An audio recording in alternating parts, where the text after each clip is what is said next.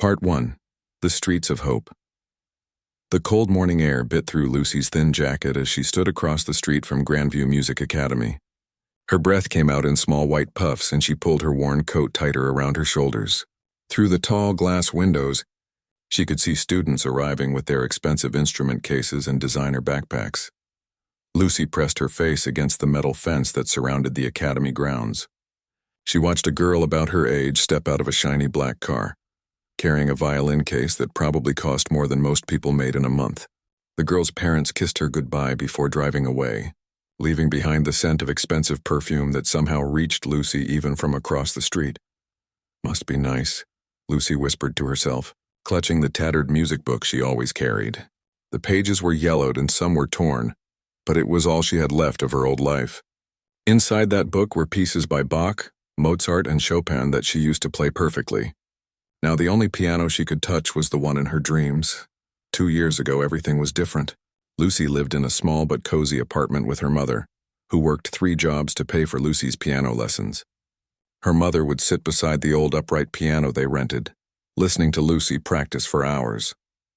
"You have magic in your fingers, sweetheart," her mother would say, her tired eyes lighting up with pride. The apartment had been filled with the sound of music back then.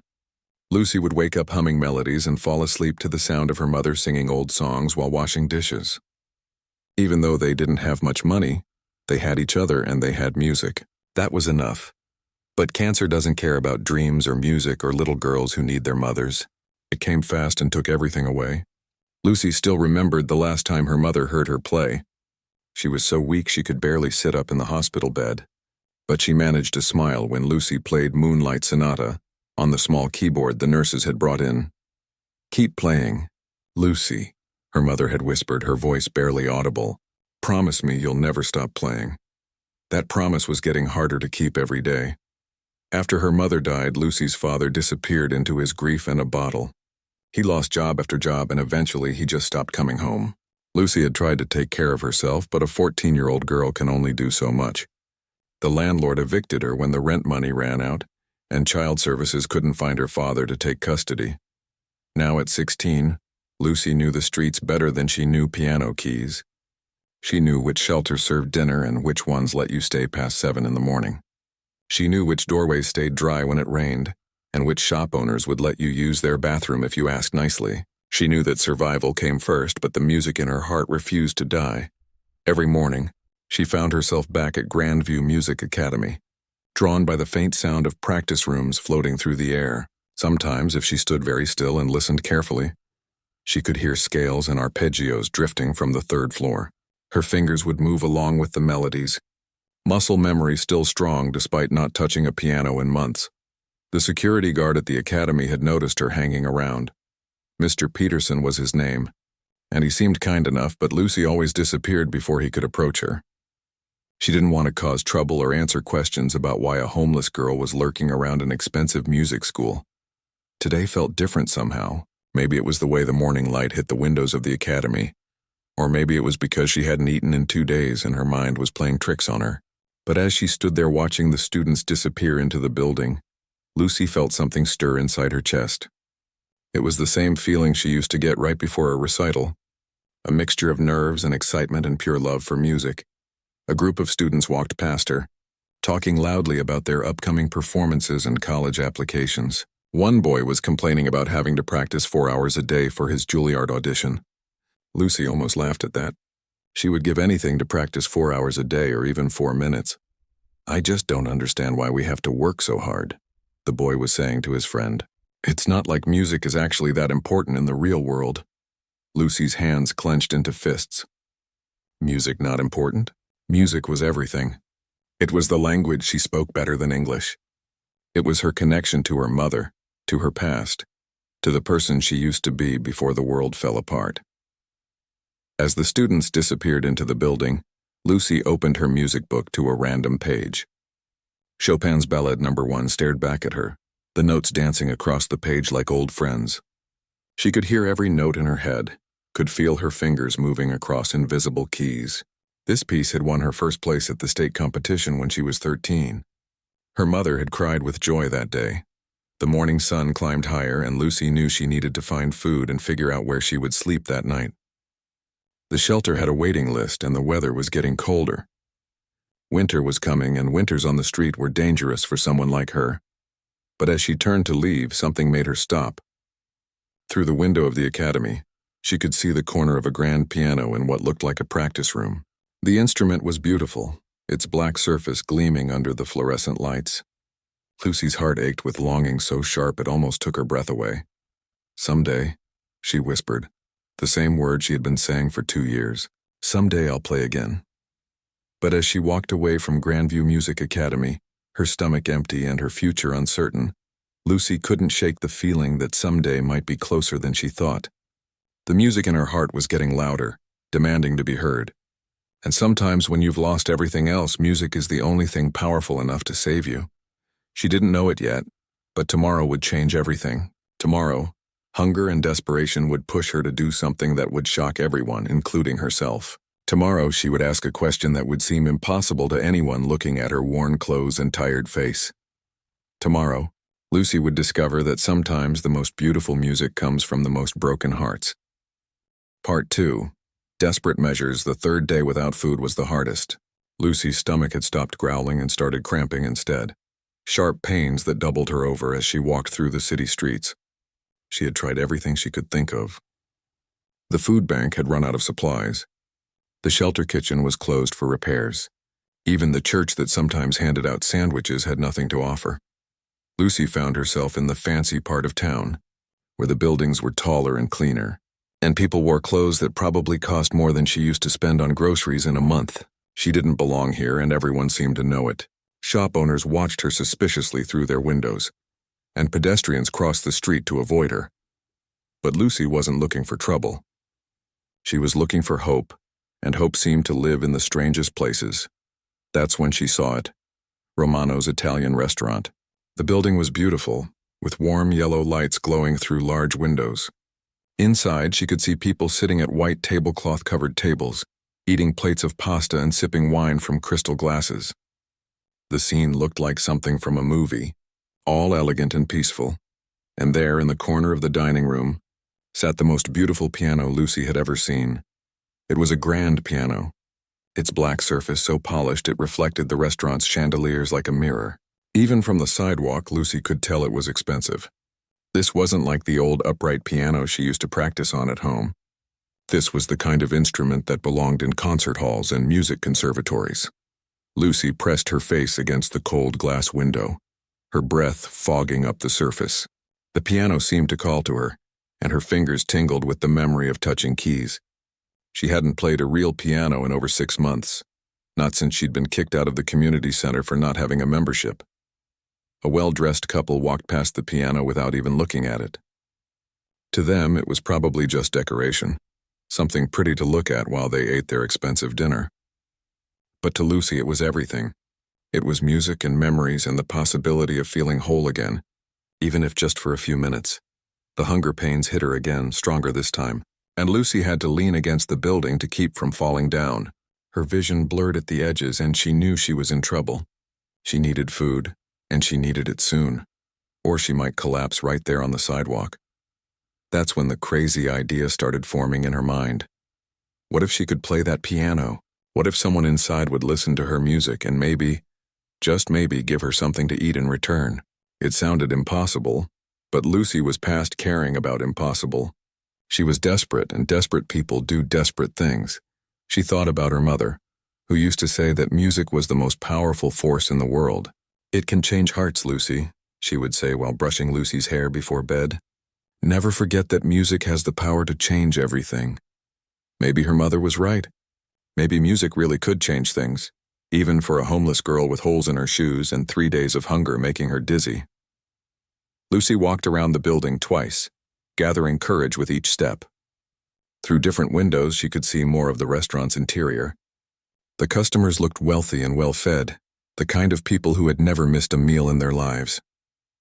The waiters wore crisp black uniforms and moved with practiced elegance between the tables. At the front of the restaurant stood a man in an expensive suit, greeting customers with a smile that seemed practiced but not necessarily genuine.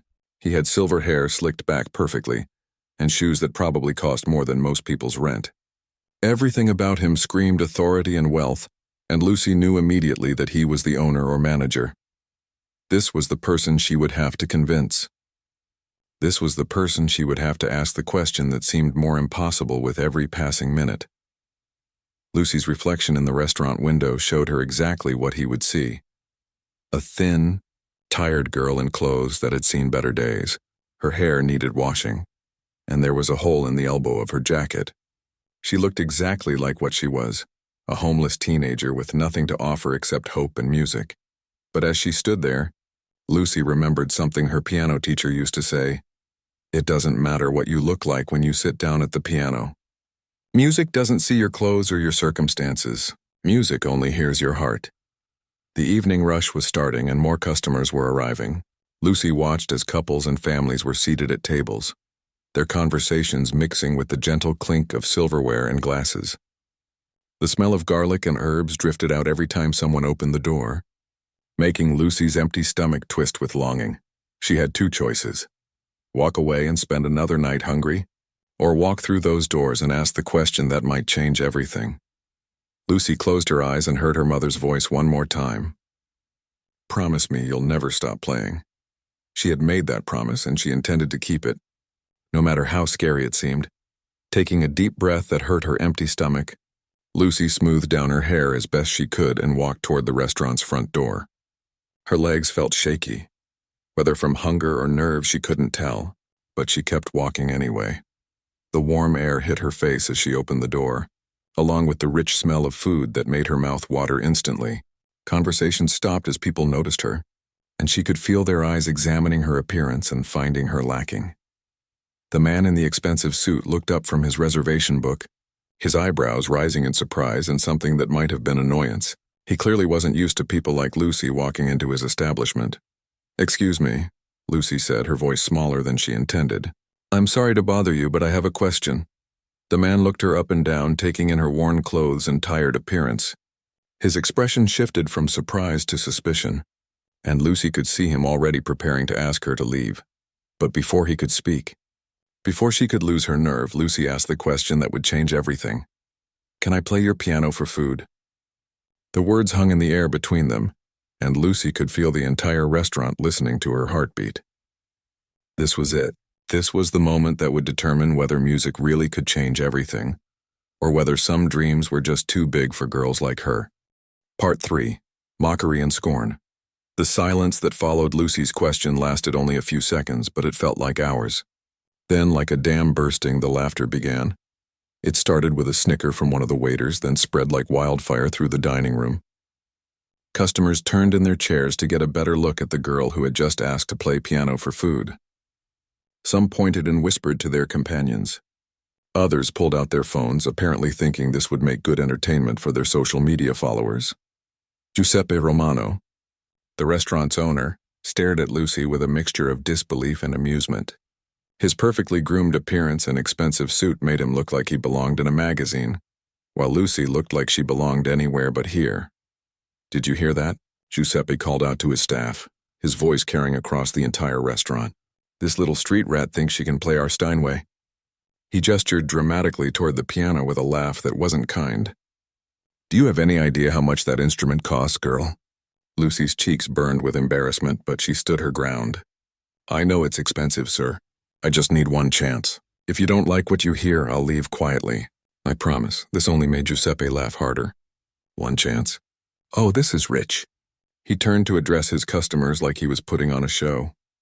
"Ladies and gentlemen, we apparently have a concert pianist among us.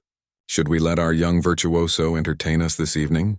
A woman in pearls and a fur coat leaned over to her husband. "How did security let her in here? This is supposed to be a respectable establishment." Her voice was loud enough for Lucy to hear, and she meant it to be. A younger man at a corner table was openly filming with his phone. "This is going to be hilarious," he said to his date. "Wait until she tries to play. I bet she doesn't even know which end of the piano makes noise."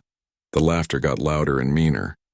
A waiter whispered something to another customer that made them both laugh and shake their heads. Lucy could feel dozens of pairs of eyes judging her, finding her unworthy before she had even touched a single key. "Please," Lucy said, her voice stronger now despite the tears threatening to spill from her eyes. I'm not asking for charity. I'm asking for a chance to earn a meal. Just one song. Giuseppe wiped tears of laughter from his eyes. Earn a meal? Sweetheart, you look like you haven't had a proper bath in weeks. You want to put your dirty hands on a $200,000 piano? That instrument is worth more than most people make in 5 years. I'll be careful, Lucy said. I'll wash my hands first. I know how to handle a piano properly. This sent Giuseppe into fresh peals of laughter. She knows how to handle a piano. Did everyone hear that? Our little vagrant here is apparently a piano expert. An older gentleman in the expensive suit called out from his table. Giuseppe, just let her try. This could be amusing. What's the worst that could happen? She plays chopsticks badly and we all have a good laugh. Chopsticks, someone else yelled. I bet that's all she knows. The suggestions kept coming, each one crueler than the last. Someone suggested she might know happy birthday. Another person wondered if she even knew the difference between the black keys and the white keys. The laughter grew louder with each comment. Lucy felt her face getting hotter and her hands starting to shake, but not from hunger this time. It was from anger and humiliation and the terrible feeling of being completely alone in a room full of people. These people were treating her like entertainment.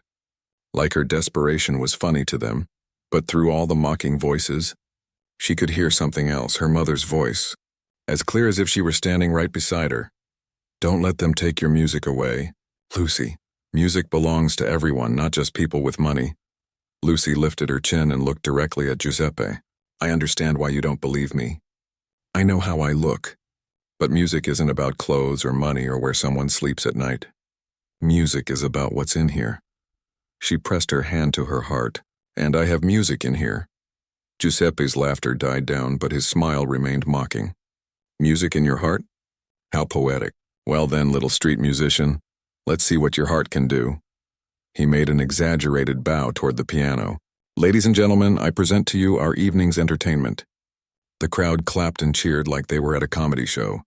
Someone called out, don't break anything. Another person yelled, play us a real song. Giuseppe walked over to the piano and patted its polished surface. This is a 1923 Steinway Model D concert grand. It has been in my family for 3 generations.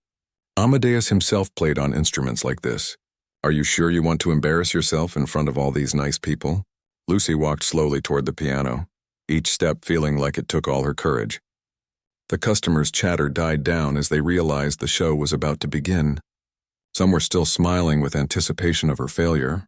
Others looked almost sympathetic, like they felt bad about what was going to happen but couldn't look away. The man with the phone angled it for a better shot.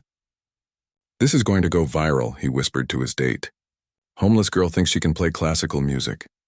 As Lucy got closer to the piano, she could see her reflection in its polished surface. She did look out of place here, there was no denying that. Her clothes were worn and her hair was messy, and she probably did smell like someone who had been sleeping outside. But her hands, despite everything, were steady. She had played this piece before. She had won competitions with this piece. She had made her mother cry with joy with this piece. And tonight, hungry and humiliated and surrounded by people who expected her to fail, she was going to play it again. Lucy sat down on the piano bench and adjusted it to the right height. The simple action seemed to surprise some of the customers who had probably expected her to not even know how to position herself properly. Any requests? Giuseppe called out sarcastically. Maybe Mary had a little lamb. I think that might be more your speed. Lucy ignored him and placed her hands gently on the keys. They felt perfect under her fingers, familiar and welcoming despite being on an instrument worth more than she could imagine. She closed her eyes and let the noise of the restaurant fade away. In the silence of her mind, she could hear the opening notes of Chopin's Ballad No. 1. It was a piece that required not just technical skill but emotional depth. The kind of piece that separated real musicians from people who just knew how to press keys. Well, Giuseppe called out. We're waiting. Lucy opened her eyes and looked out at the room full of people who expected nothing from her, but failure and embarrassment. Then she smiled, really smiled, for the first time in months. This is for my mother, she said quietly and began to play. Part 4. The Moment of Truth. The first note rang out clear and perfect, cutting through the restaurant's chatter like a knife through silk. Lucy's right hand found the opening melody of Chopin's Ballade No. 1. and suddenly the expensive dining room felt like a concert hall. The laughter died instantly. Lucy had chosen this piece for a reason. It wasn't just technically challenging, it was emotionally demanding. It required a musician to pour their soul into every note, to tell a story without words, to make people feel things they didn't expect to feel. And Lucy had a story to tell. Her fingers moved across the keys with a grace that seemed impossible for someone who looked like she'd been living on the streets. Each note was precise, deliberate, filled with intention. The melody began softly, almost hesitantly, like someone sharing a secret they weren't sure anyone wanted to hear. Giuseppe's mocking smile faded from his face. He had expected her to stumble through a simple tune, maybe hit a few right notes by accident. He had not expected this. No one had expected this. The man who had been filming with his phone slowly lowered it, his mouth hanging open. The woman in the fur coat stopped mid-conversation with her husband, her fork suspended halfway to her mouth.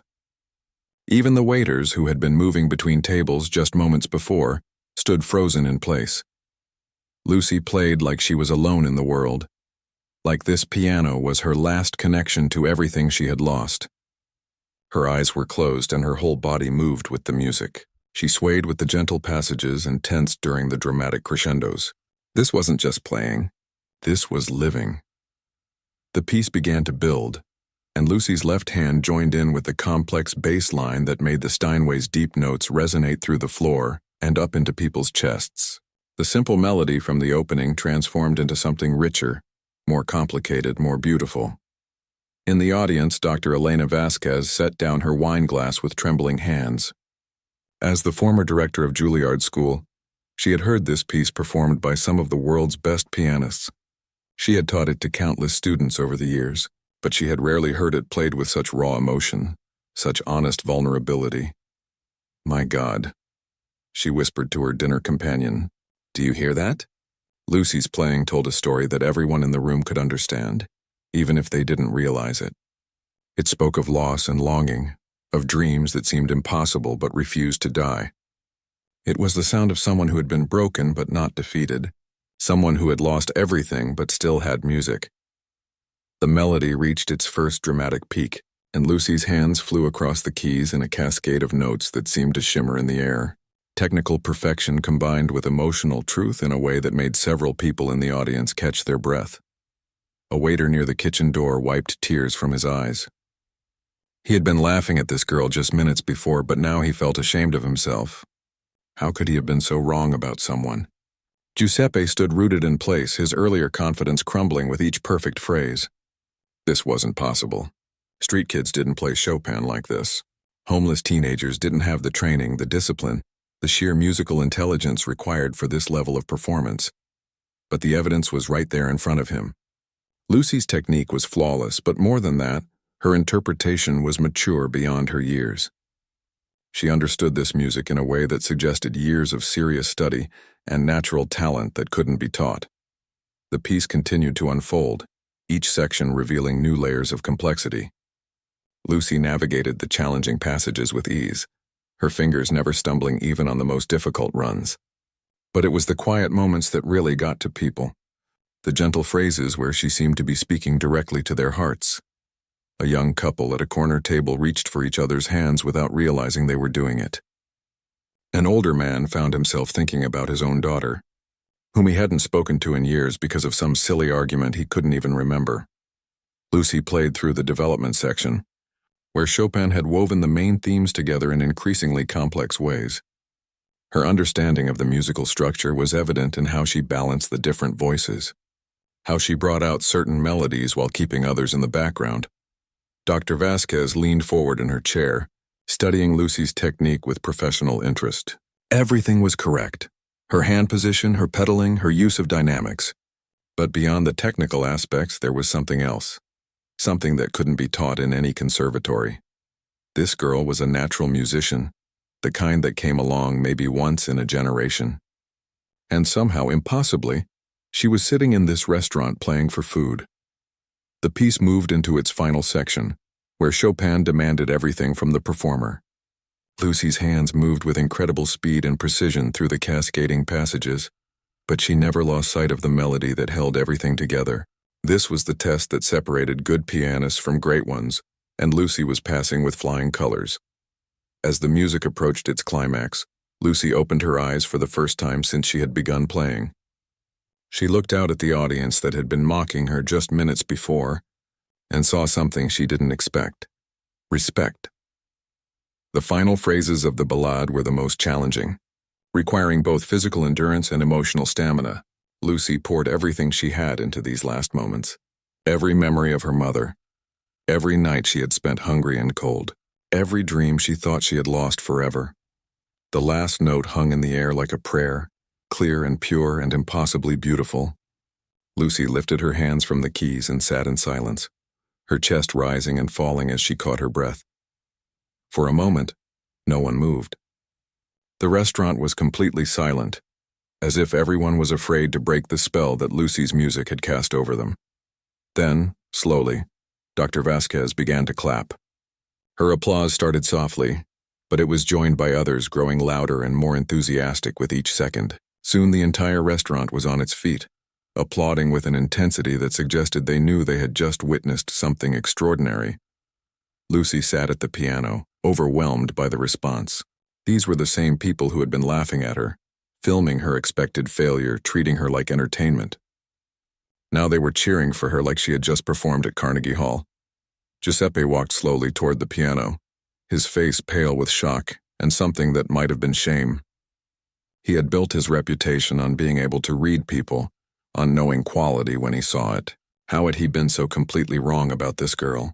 "Where did you learn to play like that?" he asked, his voice barely above a whisper. Lucy looked up at him, her eyes still bright with the emotion of the music. "My mother taught me to love music," she said simply. "Everything else I learned because I had to."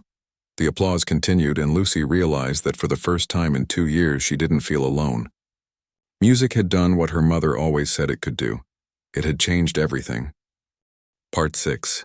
An unexpected champion. Over the next 2 hours, Lucy's life changed in ways she never could have imagined. Dr. Vasquez had moved to sit across from her at a quiet corner table that Giuseppe had specially prepared, and the two of them talked while Lucy ate the best meal she'd had in months. "Tell me about your competitions," Dr. Vasquez said, taking notes on her phone as Lucy spoke. Between bites of perfectly prepared pasta, Lucy shared stories from what felt like a lifetime ago. "I won the state youth competition when I was 13, she said. "First place in the advanced category. The piece was actually the same Chopin ballade I just played." My mother cried in the audience. Dr. Vasquez nodded, her experienced ear recognizing the signs of serious training. "What about your regular lessons? Who was your teacher?" "Mrs. Patterson at the Community Music Center," Lucy replied. "She used to be a concert pianist before she retired. She said I had exceptional natural ability, and that I understood music in ways most students never do. She wanted to help me apply to special summer programs, but they were expensive, and my mother was already working so hard just to pay for regular lessons." As Lucy talked, Dr. Vasquez began making phone calls, first to her assistant, then to contacts at various music schools, then to the director of her scholarship foundation. Each conversation was brief but intense, and Lucy could hear phrases like exceptional talent and immediate intervention needed. Giuseppe had been hovering nearby, unable to concentrate on running his restaurant while this extraordinary situation unfolded. Finally, he pulled up a chair and joined their conversation. "I've been thinking about what happened tonight," he said, looking directly at Lucy. "I've been in the restaurant business for 30 years, and I pride myself on reading people correctly, but I was completely wrong about you, and that bothers me more than I can say." Lucy looked at this man who had humiliated her just hours before and saw something she hadn't expected: genuine remorse. "You couldn't have known," she said simply. "But I should have treated you with basic human dignity regardless," Giuseppe replied. "That's what my grandmother would have said. She used to tell me that you never know when angels might walk through your door, so you should treat everyone like they might be special." Dr. Vasquez looked up from her phone. "Lucy, I've just spoken with the admission office at Manhattan Music Conservatory.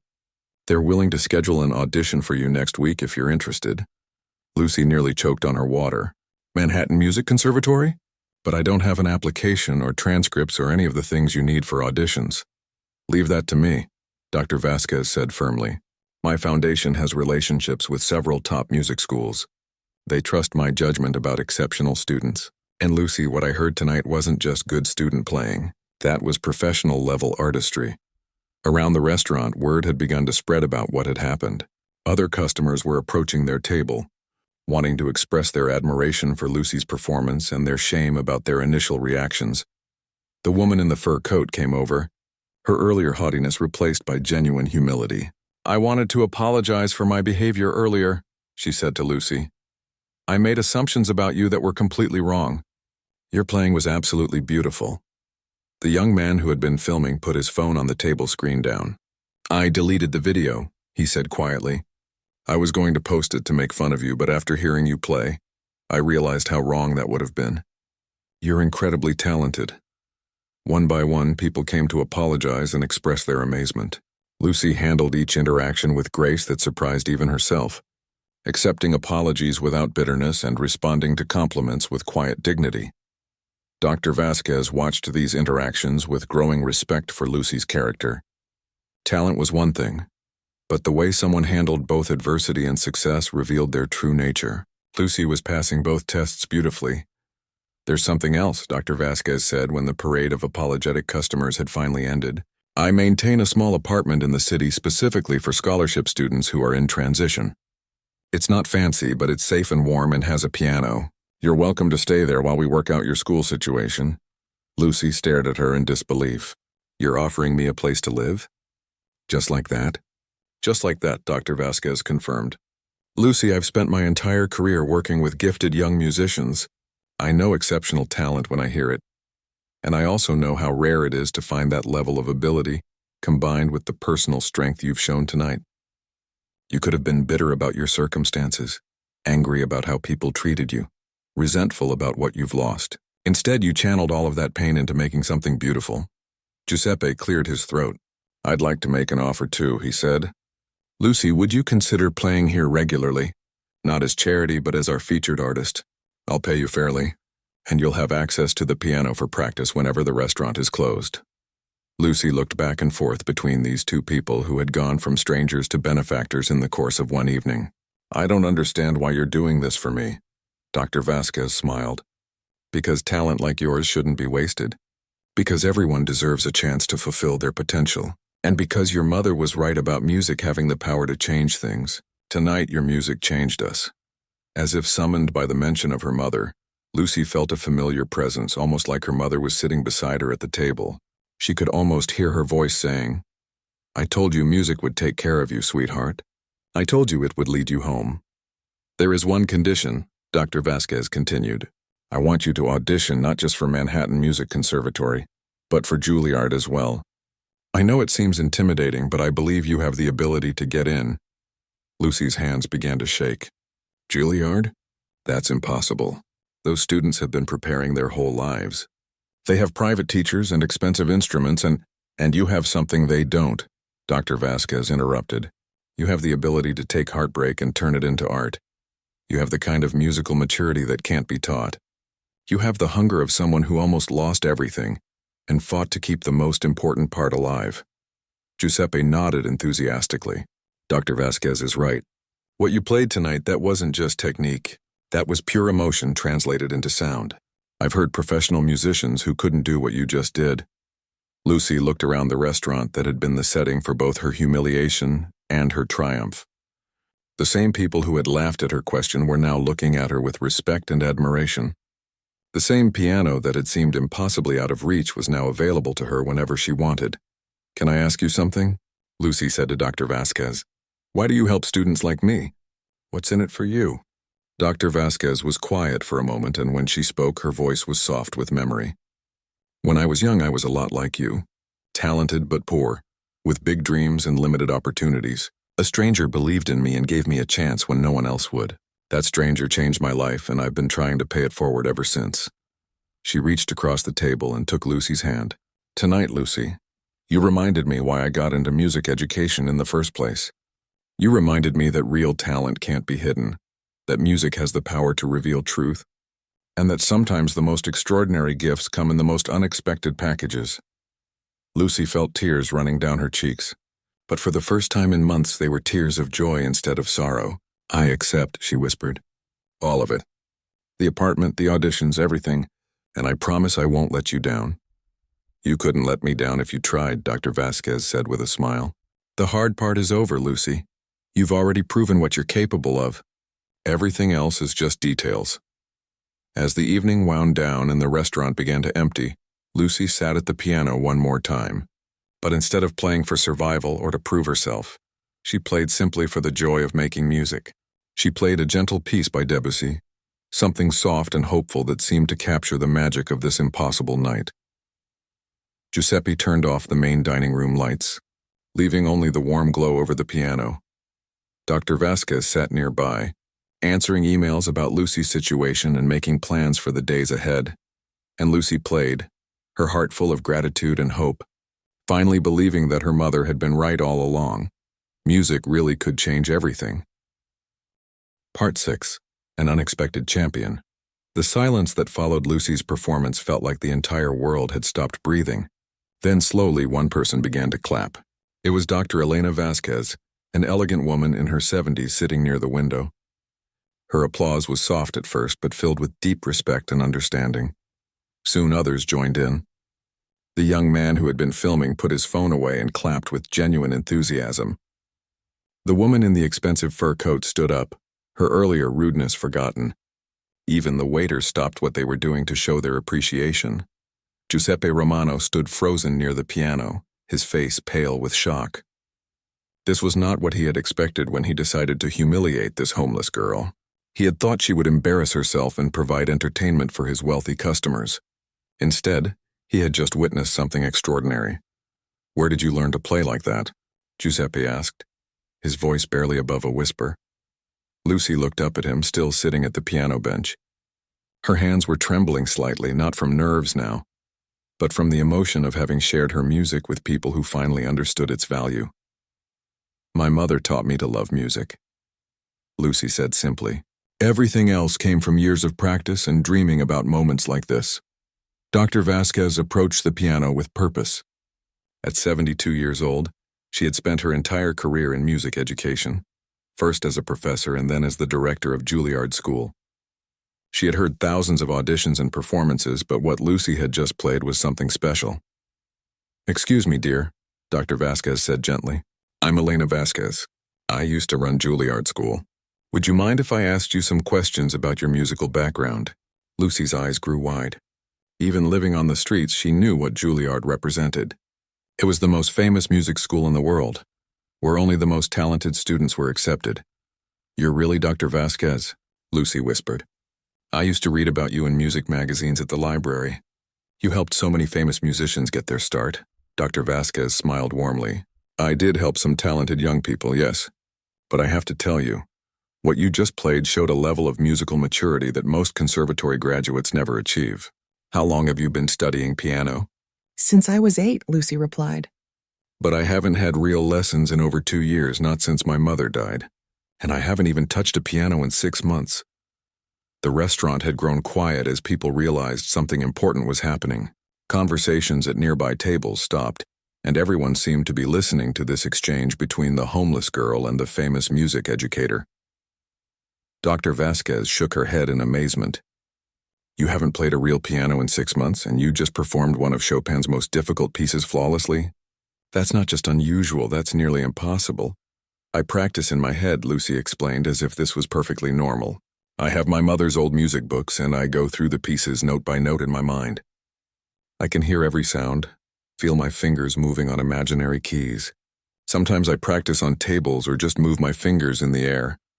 A gasp went up from several people in the restaurant. The idea of maintaining that level of skill without access to an instrument seemed incredible to them, but Lucy had just proven it was possible. Giuseppe was still standing nearby, looking like his entire understanding of the world had been shaken. "I owe you an enormous apology," he said, his voice heavy with shame. "I judged you based on how you looked, and I was completely wrong. That was cruel and unfair, and I'm deeply sorry." Lucy studied his face and saw genuine remorse there. "You didn't know my story," she said with surprising kindness. "Most people make assumptions, but music doesn't lie, and that's what really matters." Dr. Vasquez pulled out her phone and quickly typed something. Lucy, I need to help you. I run a private scholarship program for exceptional young musicians who have faced hardship. What you just demonstrated isn't just talent. It's genius-level ability combined with incredible determination. A scholarship program? Lucy asked, hardly daring to believe what she was hearing. Full tuition, room and board, private lessons with world-class teachers, Dr. Vasquez explained eagerly. But more than that, I want to help you get back on your feet immediately. No one with your extraordinary gift should be living on the streets. Around the restaurant, people were beginning to understand the magnitude of what they had witnessed. This wasn't just a homeless girl who could play a little piano. This was a prodigy, someone with rare talent that had somehow survived despite impossible circumstances. A waiter approached their small group, carefully carrying a plate of the restaurant's finest meal.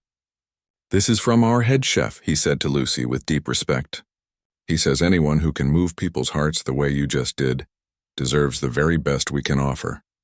Lucy looked at the beautiful plate of steaming food, and for the first time in days she felt genuinely hopeful, not just about the meal, but about the possibility that her life might actually be changing. Thank you, she said, her voice thick with gratitude. All of you, thank you so much. Giuseppe cleared his throat, looking uncomfortable but determined. The meal is completely free, of course. And Lucy, I want you to know that you're welcome here anytime, not just to perform, but as our honored guest. I was terribly wrong about you, and I want to make it right. Dr. Vasquez sat down beside Lucy at the piano bench. Now I need to know everything about your musical education. Who were your teachers? What competitions did you participate in? What happened after your mother passed away?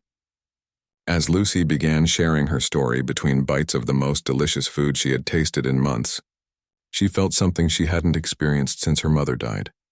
The sense that people truly cared about her future.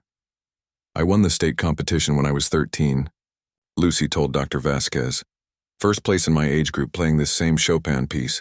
My mother was so proud she cried during the applause. She worked 3 different jobs just to pay for my lessons and competition fees. Dr. Vasquez made notes on her phone as Lucy spoke. What happened to your regular lessons after your mother died? My father couldn't handle his grief, Lucy explained quietly. He started drinking heavily and lost his job. Eventually, he just disappeared. I tried to keep up with lessons at the community center, but when the rent money ran out and we were evicted, everything fell apart.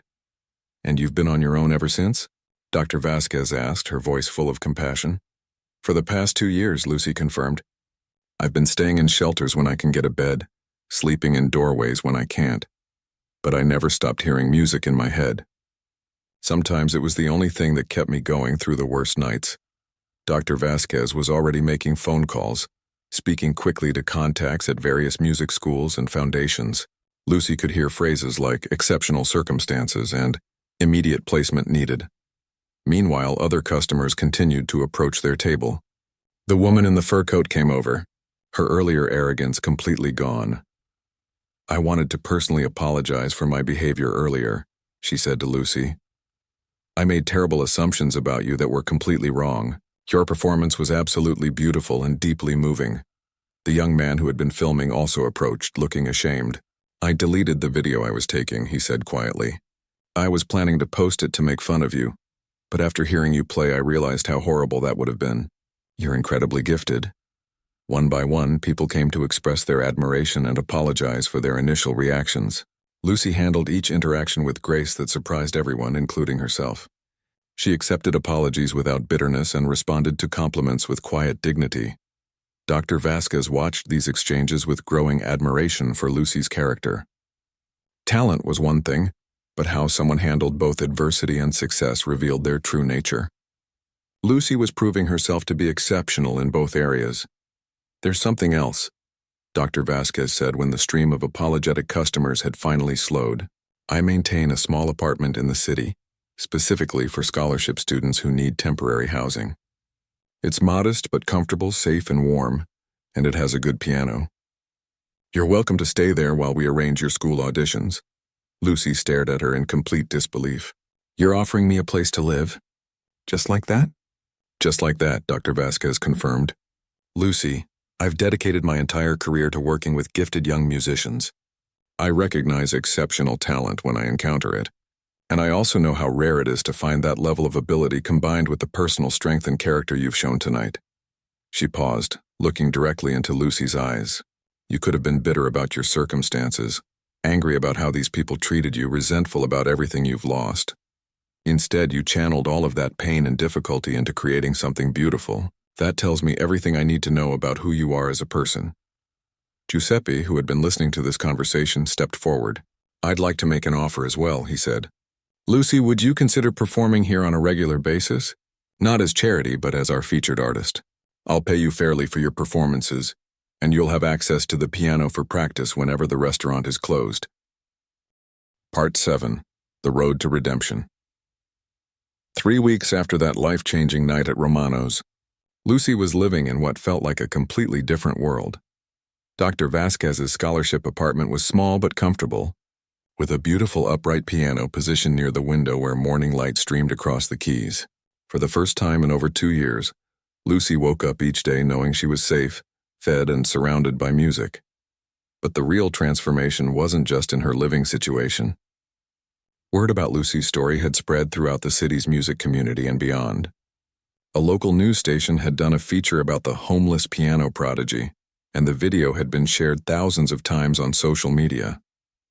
But unlike the mockery she had feared, the response was overwhelmingly positive. "I can't believe how people have responded," Lucy said to Dr. Vasquez during one of their weekly meetings. "Yesterday, a woman I'd never met stopped me on the street just to tell me how much my story inspired her daughter to keep practicing piano." Dr. Vasquez smiled as she reviewed Lucy's practice schedule. "Music has always had the power to connect people. Lucy, your story resonates because it reminds people that talent and worth aren't determined by circumstances." The preparation for her upcoming auditions had been intense but joyful. Lucy was working with 3 different teachers that Dr. Vasquez had arranged, one for technique, one for interpretation, and one specifically for audition preparation. After months of practicing only in her mind, having access to real pianos and professional instruction felt like a miracle. Her primary teacher, Professor Martinez, had been skeptical when Dr. Vasquez first described Lucy's situation. "A student who hasn't had formal lessons in 2 years and has been practicing mentally? Elena, that sounds impossible." But after their first lesson, Professor Martinez became one of Lucy's biggest supporters. "I've been teaching for 30 years, he told Dr. Vasquez privately, "and I've never encountered natural musicianship like this. She doesn't just play the notes. She understands the music on a level that most conservatory graduates never reach." Lucy's daily routine had become structured in ways she had only dreamed about during her time on the streets. She woke at 7 a.m., practiced scales and technical exercises for 2 hours, then worked on repertoire pieces until lunch. Afternoons were spent with her various teachers, and evenings were reserved for performance practice and theoretical study. But perhaps the most meaningful part of her new life was her regular performances at Romano's. Giuseppe had been true to his word, offering her a fair payment for 3 performances a week. More importantly, he had become something like a protective uncle, making sure she was eating well and connecting her with other musicians in the city. "You know," Giuseppe said one evening as Lucy finished her set, "my grandmother would have loved you. She always said that music was the universal language, that it could speak to anyone regardless of their background or circumstances." The restaurant had developed a following partly because of Lucy's performances. People came from all over the city to hear the girl who had gone from homeless to hopeful in a single night. But Lucy made sure each performance was worthy of their attention, treating every audience with the same respect whether they were wealthy diners or curious music students. Dr. Vasquez had been documenting Lucy's progress, amazed at how quickly she was advancing. "Your muscle memory is remarkable," she observed during a practice session. "It's as if your hands remember pieces you learned years ago and can access them immediately. Sometimes I feel like the music never really left," Lucy explained as her fingers moved through a complex Bach invention. "Even when I was sleeping in doorways, I could hear melodies in my head. Sometimes they were the only things that kept me going." The support from the community had been overwhelming. Local music stores had donated sheet music and accessories. A piano tuner offered to maintain the instruments Lucy used. Even other musicians had reached out offering advice and encouragement, but not all of Lucy's journey had been smooth. The transition from street life to structured living had been challenging in unexpected ways. Simple things like having a regular sleep schedule and eating 3 meals a day took time to adjust to. More difficult was dealing with the trauma of her experiences and the grief she had never fully processed. "It's normal to feel overwhelmed sometimes," Dr. Vasquez assured her during a particularly difficult week.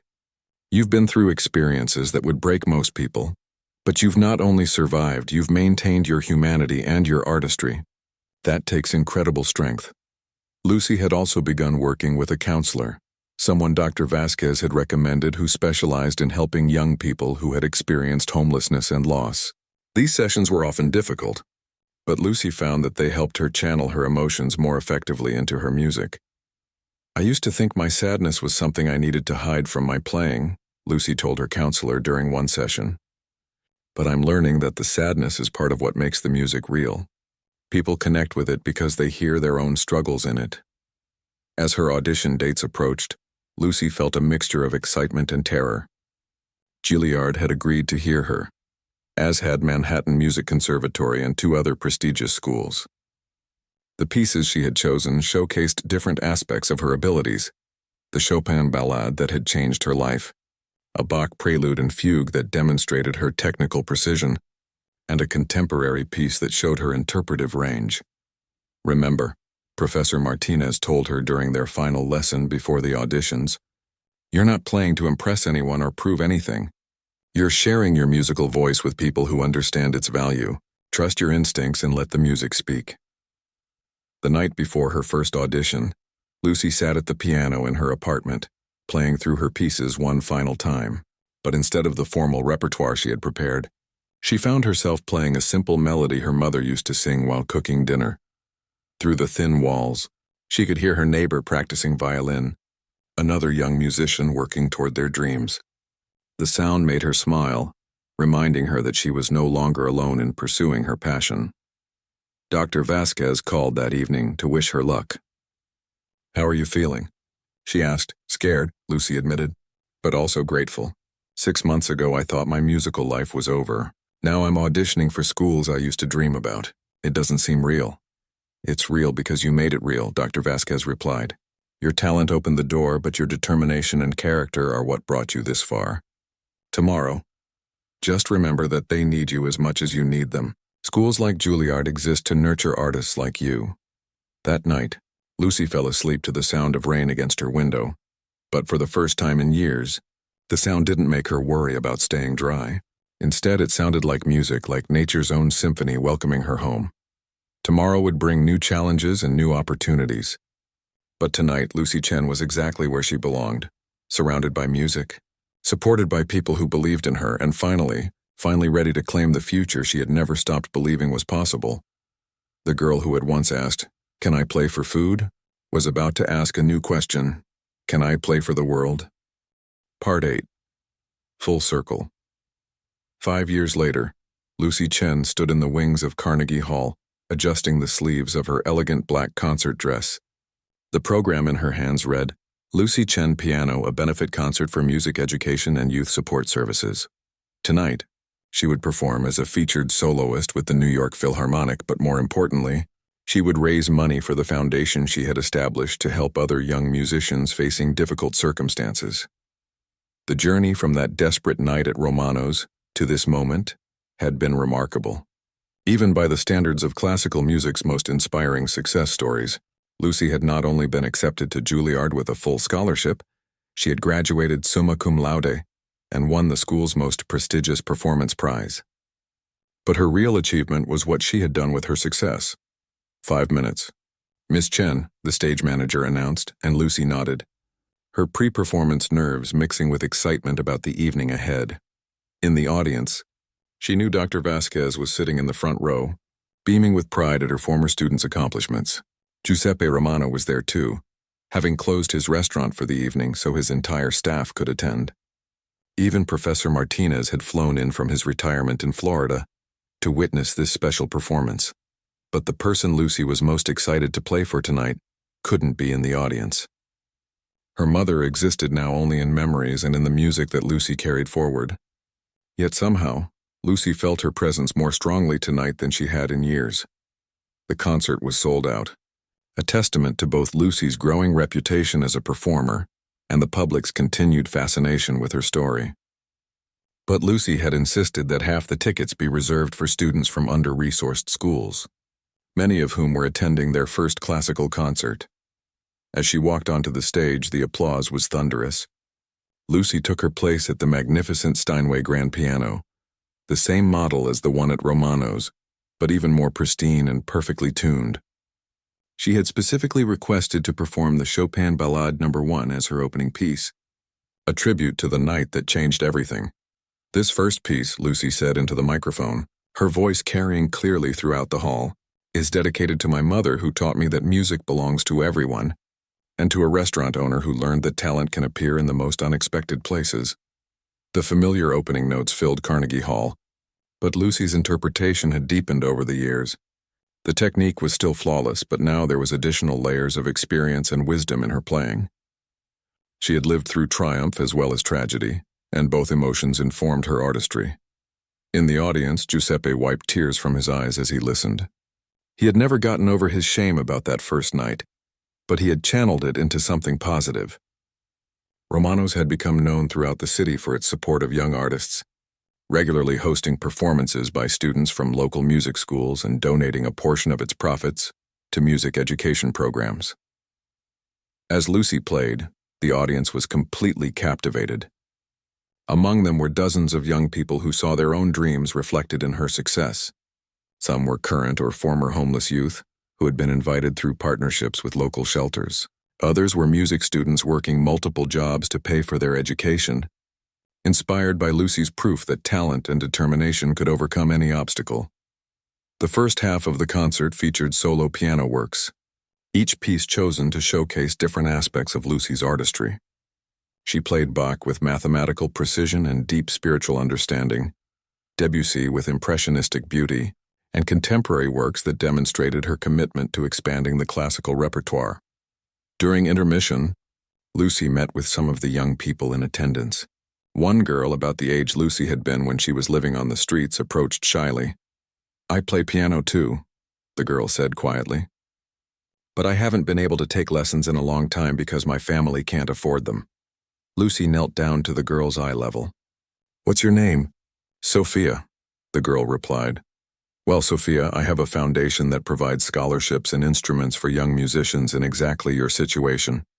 Would you like to audition for us next week?" The girl's eyes widened with hope and disbelief. "Really? You would do that?" "Music saved my life," Lucy said simply. "Now it's my turn to help music save other lives." The second half of the concert featured Lucy performing with the New York Philharmonic, a collaboration that represented the pinnacle of classical performance. As she played Rachmaninoff's Piano Concerto No. 2, the orchestra providing the rich harmonic backdrop to her expressive solo lines, Lucy reflected on the incredible journey that had brought her to this moment. She thought about Dr. Vasquez, who had seen potential in a desperate girl and risked her reputation to help her succeed. She thought about Professor Martinez and all her teachers who had poured their knowledge into her eager mind. She thought about Giuseppe, whose transformation from skeptic to supporter had taught her about the power of forgiveness and second chances. Most of all, she thought about her mother, whose love and sacrifice had given Lucy the foundation of musical knowledge that survived even the darkest times. "Keep playing," her mother had said, and Lucy had kept that promise in ways neither of them could have imagined. As the concerto reached its dramatic conclusion, with Lucy's hands flying across the keys in perfect synchronization with the full orchestra, the audience rose to their feet even before the final notes faded away. The standing ovation lasted nearly 10 minutes, and Lucy was called back for 3 encores. But the most meaningful moment came after the formal concert had ended. Lucy had arranged for a reception where audience members, especially the young people, could meet her and learn about her foundation's programs. The same space that had hosted receptions for the world's most famous classical musicians was now filled with teenagers from the city's shelters and community centers, many of whom had never imagined they could belong in such a setting. Giuseppe approached Lucy as she was talking with a group of young musicians. "You know," he said, "my grandmother always said that the best success story is when someone lifts others up as they climb. You've done that beautifully." Dr. Vasquez joined them, her eyes bright with pride. Lucy, your mother would be so proud of what you've become. Not just the musician, but the person. I had good teachers, Lucy replied, embracing both of them. People who saw something in me when I couldn't see it in myself. As the evening wound down, Lucy made her way back to the piano one final time. The hall was nearly empty now, just a few staff members cleaning up and her closest friends and mentors gathering their belongings. She sat at the bench and played softly, not for an audience this time, but for herself and for the memories of everyone who had helped her along the way. She played the simple melody her mother used to sing, the one that had comforted her through the hardest nights on the street. But now it sounded different, not sad or desperate, but hopeful and full of love. A young girl who had stayed late with her family approached the stage. It was Sophia, the girl who had asked about piano lessons. "Miss Lucy?" Sophia called out quietly. "Could you teach me that song?" Lucy smiled and made room on the piano bench. "Of course. But first let me tell you about the woman who taught it to me." As she began to share her mother's story with Sophia, Lucy realized that the circle was complete. She had gone from being a desperate girl asking for a chance to play, to being someone who could give other desperate children the same opportunity that had saved her life. The question, "Can I play for food?" had become something much more beautiful. Can I play to feed the dreams of others? And the answer, Lucy knew as she taught Sophia the first few notes of her mother's lullaby, was always and forever yes. Outside Carnegie Hall, the city continued its endless rhythm, full of dreamers and strugglers, artists and skeptics, people who had given up and people who refused to surrender. Somewhere out there was another young person with talent but no opportunity. Another story waiting to be transformed by the power of music and the kindness of strangers who chose to see potential instead of problems. Lucy's story was no longer just about a homeless girl who became a classical pianist. It had become something larger, proof that talent has no address, that dreams can survive the worst circumstances, and that music really can change everything. For those brave enough to play their hearts out, even when the world isn't ready to listen. The last notes of the lullaby faded away, but the music itself would continue forever, passing from one generation to the next, from teacher to student, from heart to heart, just as it always had and always would. Because that's what music does. It endures. It transforms. It saves, and sometimes, if you're very lucky, it gives you the chance to save others too.